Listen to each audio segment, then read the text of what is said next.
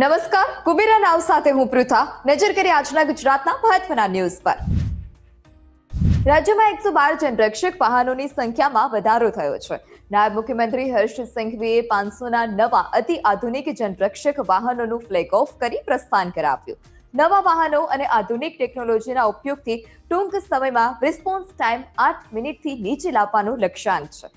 આ સાથે ઓલા, ઉબર, રેપિડો અને ભારત ટેક્સી જેવી એપમાં પણ 112 પેનિક બટનનું ઇન્ટિગ્રેશન કરવામાં આવ્યું છે. હાલ 1000 જનરક્ષક વાહનો ઇમરજન્સી રિસ્પોન્સ માટે તૈનાત છે. રાજ્યના શહેરી વહીવટી તંત્રમાં સરકારે મોટા ફેરફાર કર્યા છે. શહેરી વિકાસ અને શહેરી ગૃહ નિર્માણ વિભાગે રાજ્યની નગરપાલિકાના ચીફ ઓફિસર સંવર્ગના 25 અધિકારીઓની બદલી અને નવી નિમણૂકના આદેશ કર્યા. 24 ઓગસ્ટે મંજૂર કરાયેલા આ હુકમથી અનેક નગરપાલિકાઓ ઉપરાંત સુરત, અમદાવાદ, ગાંધીનગર અને રાજકોટ ઝોનના પ્રાદેશિક કમિશનર કક્ષાના પદના અધિકારીઓમાં પણ મોટો ફેરફાર જોવા મળ્યો છે. સુરત મ્યુનિસિપલમાં ડેપ્યુટી કમિશનર બદલાયા.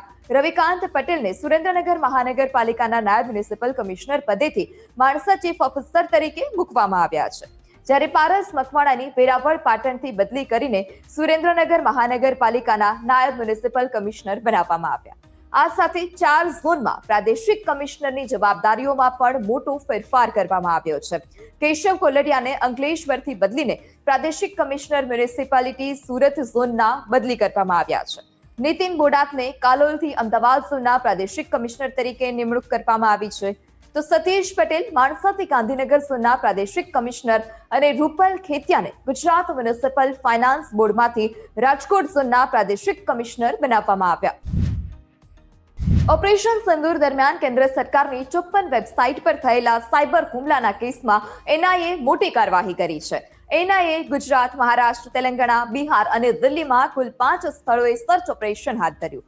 ગુજરાતમાં ખેડા જિલ્લાના નડિયાદ સહિત મહારાષ્ટ્રના જુન્નર, તેલંગાણાના રામાડુંગમ, બિહારના ગોપાલગંજ અને દિલ્હીમાં પણ તપાસ કરી.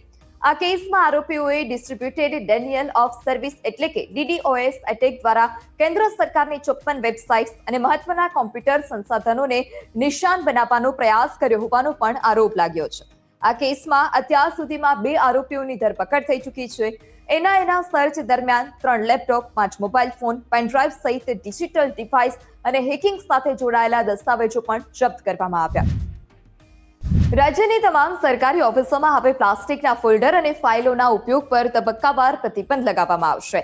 સચિવાલયના તમામ વિભાગો ઉપરાંત ખાતાના વડાની કચેરીઓ, જાહેર સાહસો, નિગમ મંડળો, સ્વાયત્ત સંસ્થાઓ, સ્થાનિક સ્વરાજ્યની સંસ્થાઓ, સરકારી યુનિવર્સિટીઓ તેમજ ગ્રાન્ટિંગ એડ સંસ્થાઓમાં પણ આ નિર્ણય લાગુ પડશે. કચેરીઓમાં રોજિંદા ઉપયોગમાં લેવાતા પ્લાસ્ટિકના ફોલ્ડર અને ફાઇલ કવરની જગ્યાએ હવે કાગળ, શણ અને કાપડમાંથી બનાવેલા ઇકો ફ્રેન્ડલી અને ટકાઉ ફાઇલનો ઉપયોગ કરવામાં આવશે. આથી પ્લાસ્ટિક આધારિત સ્ટેશનરીનો વપરાશ ધીમે ધીમે ઘટશે.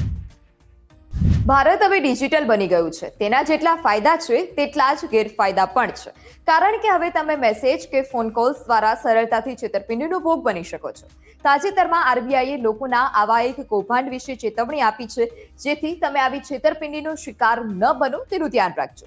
સ્કેમર્સ ઘણી વખત લોકોને લિંક્સ પર ક્લિક કરવા અને પછી તેમની બેન્કિંગ માહિતી ચોરી કરવાનો પ્રયાસ કરીને ભય અથવા ગભરાટનું વાતાવરણ બનાવે છે. આવા કિસ્સાઓમાં આરબીઆઈ તે આવી છેતરપિંડીને રોકવા માટે 3 નિયમો આપ્યા છે. કેવાયસી માટે કોઈ પણ અજાણી લિંક પર ક્લિક ન કરો. તમારે કેવાયસી અપડેટ કરવા માટે તમારી બેંક અથવા તો એનબીએફસીની સત્તાવાર વેબસાઇટ, એપ્લિકેશન અથવા તો હેલ્પલાઇન દ્વારા જ આ માહિતી તમે ચકાસી શકો છો. તમારો ઓટીપી, એટીએમ અથવા debit card, pin number, internet banking password અથવા તો અન્ય કોઈ ગુપ્ત માહિતી પણ કોઈની સાથે શેર ન કરો. ગાંધીનગરના કુડાસણ સ્થિત વિન ઓવરસીઝ નામના વિઝા એજન્ટે કેનેડામાં PR વિઝા અપાવવાની લાલચ આપીને એક જ પરિવારના ભાઈ બહેન પાસેથી ₹97.50 લાખ પડાવી લીધા. એજન્ટે PR વિઝા આપવાને બદલે માત્ર ક્લોઝ વર્ક પરમિટ આપી હતી. કેનેડા પહોંચેલા ભાઈ બહેન કે જેઓએ અંતે ભારત પરત ફરવું પડ્યું હતું. આ અંગે પીડિત પરિવારે ઇન્ફોસિટી પોલીસ મથકે ફરિયાદ નોંધાવતા પોલીસે ગુનો નોંધી આગળ તપાસ હાથ ધરી. એટલા માટે જો તમે પણ વિદેશ જવાનો પ્લાન કરી રહ્યા છો તો સાવચેતી રાખવી ખૂબ જરૂરી છે. રાષ્ટ્રીય સ્વયંસેવક સંઘ અને રાજ્ય સરકારના મંત્રીઓ વચ્ચેની આજથી 2 દિવસની સામૂહિક ચર્ચા બેઠક યોજાઈ છે. અમદાવાદના મણિનગર ખાતેના ડોક્ટર હેડગોપાલ ભવન ખાતે ગુજરાત પ્રાંતની બેઠક મળી, જેમાં પ્રથમ દિવસે રાજ્ય સરકારના 4 થી વધારે મંત્રીઓ હાજર રહ્યા. અલગ અલગ 6 વિષયોને લઈ 2 દિવસ આ બેઠક ચાલશે, જેમાં સંઘની ભગીની સંસ્થાઓ સાથે અલગ અલગ મંત્રીઓ બેઠક કરે છે.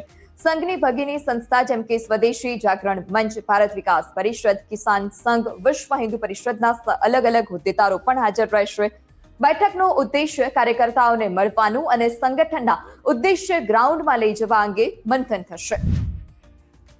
ગુજરાતની આંગણવાડી બહેનોએ દેશની સરહદે તૈનાત વીર જવાનો માટે 4.50 લાખથી વધુ રાખડીઓ મોકલી છે. નાયબ મુખ્યમંત્રી હર્ષ સંઘવી અને મનીષાબેન વકીલની ઉપસ્થિતિમાં રક્ષા સૂત્ર કળશ સરહદી દળોના અધિકારીઓને અર્પણ કરવામાં આવ્યો.